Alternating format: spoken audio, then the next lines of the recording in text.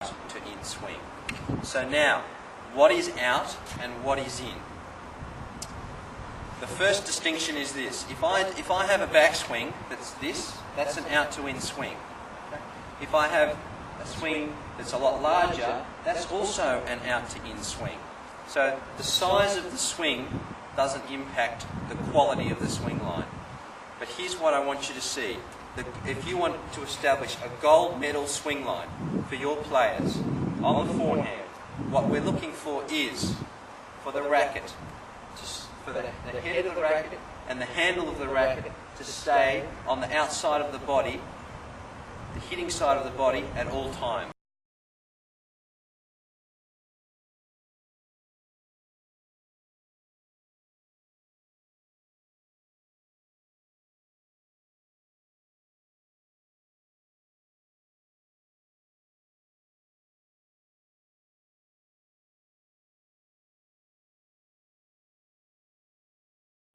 Okay, so from here to here we should be able to see handle and head the whole way.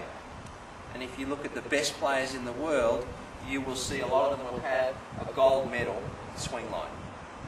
The silver medal, which is still world class, would be outside swing line. We see the handle, but we're going to lose the head behind the body. The body's going to hide the racket head.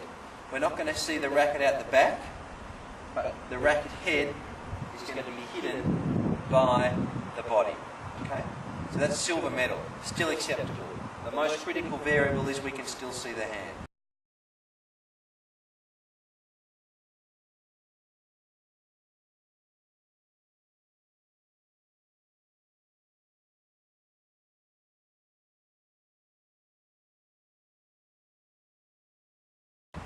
Now, you're going to ask me what the bronze medal is. There is no bronze medal.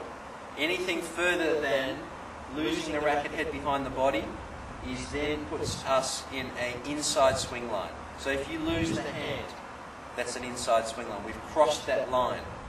If you see the racket head out the back, then that's going to be also an inside swing line. So, take-home message is gold medal. I want to see handle and head the whole time. Silver medal. I want to see hand, but I'm happy for the body to be hiding the racket head. If I lose this, or lose this, the racket head out the back, then I've crossed the line and my racket's now on an inside swing line. So why is that important? It's important because of this principle. If I take the racket from an outside and bring it in, then I'm using mechanical efficiency. I'm using my body in the most efficient possible way. And I'm going to be able to release the racket and generate the most amount of racket head speed for the least amount of effort and the least amount of physical tension. And I'm going to be developing a mechanically efficient and repeatable swing. And in a separate section, I talk about getting the tip of the racket around the outside of the ball versus sliding the ball. So the right swing line gives me the ability to get the tip of the racket around the ball and generate and put as much energy as possible into the ball through the racket. The tactical implications of that are huge. We can hold a cross-court pattern. We can defend cross-court. We can open up the court cross-court with safety by drawing the ball with shape and margin. It means when we change the direction down the line, whether it's forehand or backhand side, we can get the tip of the racket around the ball and we can raise the spin rate as we change the direction versus only being able to raise the rally speed and lower our margin because we're now sliding the ball.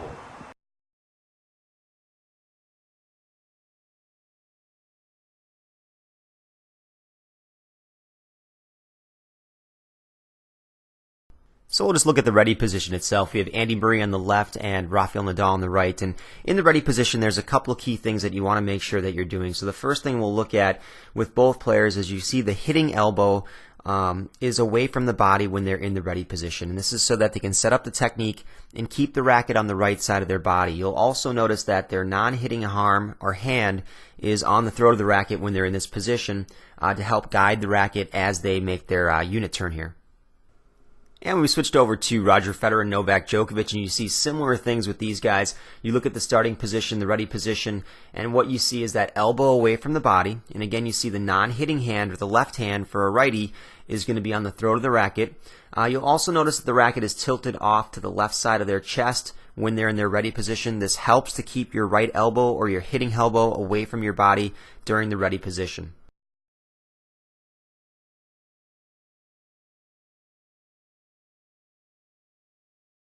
So we're going to move on to the unit turn here. We're looking at Rafael Nadal on the left and Novak Djokovic on the right. We want to look at some of the important parts of the unit turn and what you should be doing during that stage of the swing. So the first thing we're going to look at is the elbow position as they bring the racket back. And you can see that when they're making that turn of their body, they keep their hitting elbow away from their body throughout the course of the turn.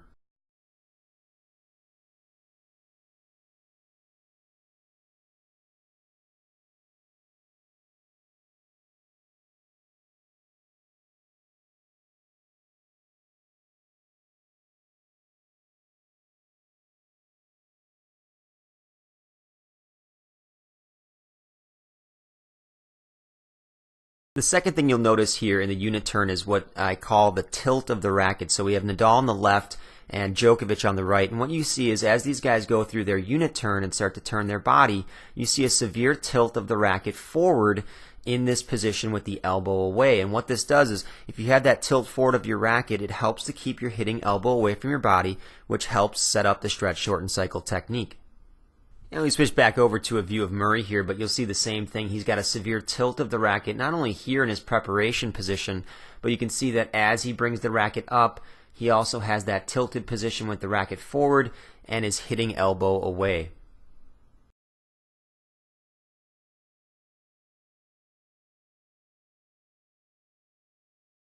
And the last part of the unit turn we're going to look at is when you should let go of the throat of the racket with the non-hitting hand. So you've got Rafael Nadal here, and you'll watch him make that unit turn. Watch when he lets go of the throat of the racket with the non-hitting hand. It takes place around his back shoulder or chest area there. You can see that, and then he gets ready for the rest of the swing. We'll flip over to Djokovic in a second here. And you see a very similar timing with Novak, so we'll watch him go through his unit turn here.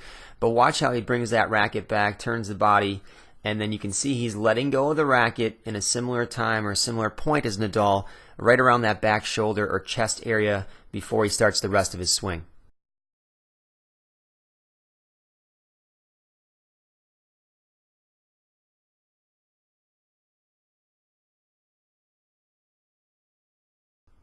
So just remember during the unit turn, number one, the hitting elbow should remain away from your body as you're turning your upper body and your lower body.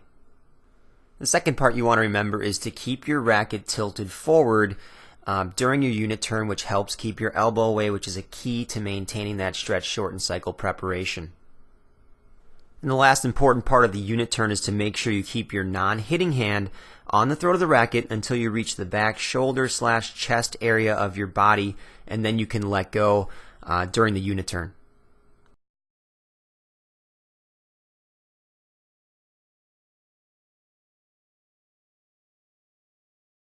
So let's take a close look at the role of the wrist and the body and how the wrist is really going to help those guys creating that effortless power.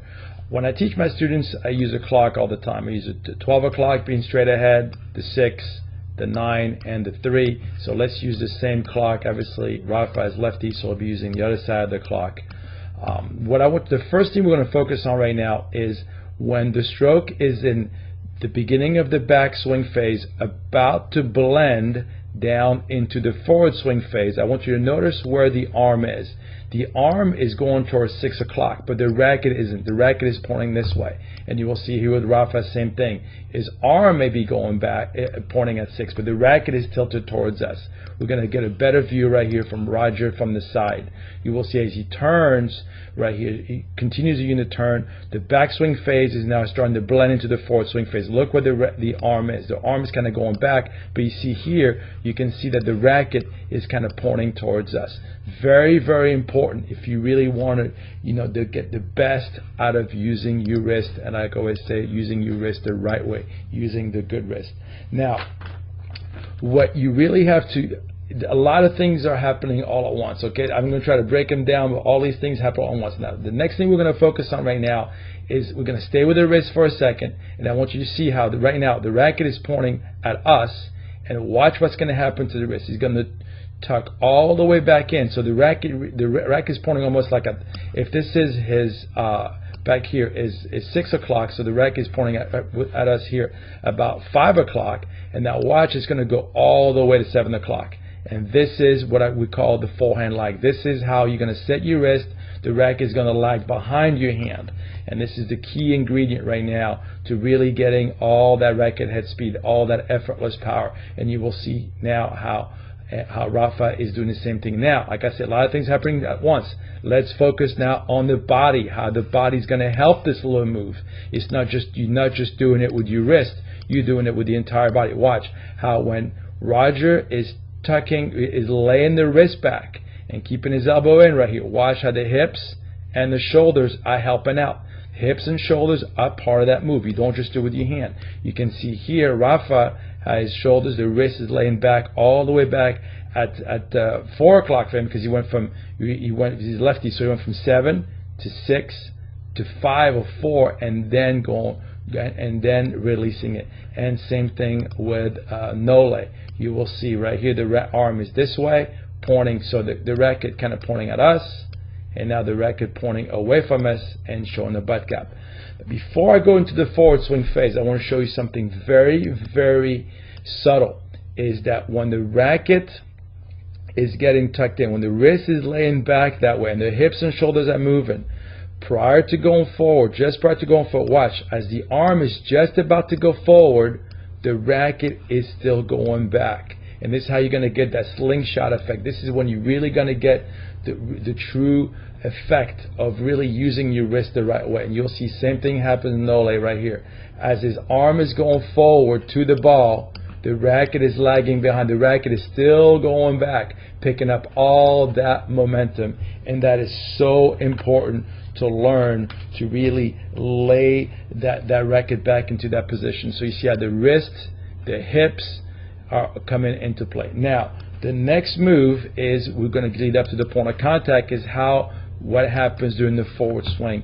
And to my students, I try to tell them, say, look, you got to lead with the butt cap. And you can see here, okay, that's the butt cap coming first. And this is one of the mistake number one that my students make, like they lead with the head of the racket and the elbows start sticking out, and I call it the kind of chicken wing. And instead of leading with the butt cap right here, you can see a good view where the butt cap is coming first.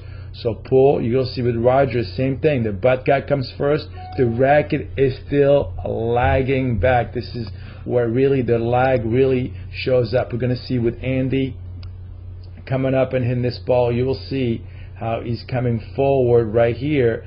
See the butt cap coming at the ball first, and same thing with Rafa where the butt cap is coming first. Now, like I said, a lot of things are happening together. Now, right when the wrist is completely laying back and the butt cap pointing forward, watch where the wrist is. Okay, the racket is getting into the slot right now. So now the wrist is really not going to move. It's going to stay pretty neutral. They're going to swing with their wrist laid back like that. So when they're going to make contact, they're going to make contact at 90 degrees. And this is where we have the best view, is with Rafa with this angle right here, slightly behind him. So when the wrist was laying back, way back there, that's pretty much the wrist is setting the racket into pretty much the eventual point of contact. It's locking it back, and it's setting the angle of the racket face exactly where it will be eye contact. So point of contact is almost getting set back there, then he swings the arm. So first is really practice the rhythm of your stroke in relation to the bounce in order to create a nice, fluid, continuous stroke. One mistake that is made, I've said it many, many times in some of my videos, is students really sometimes prepare way too soon. It would only result into a choppy stroke. And if I let the tape roll here in slow motion, you'll see the racket never really stops. It just keeps going. It's just well timed from beginning to end. So pay attention between the relation of the bounce and the blending of your stroke.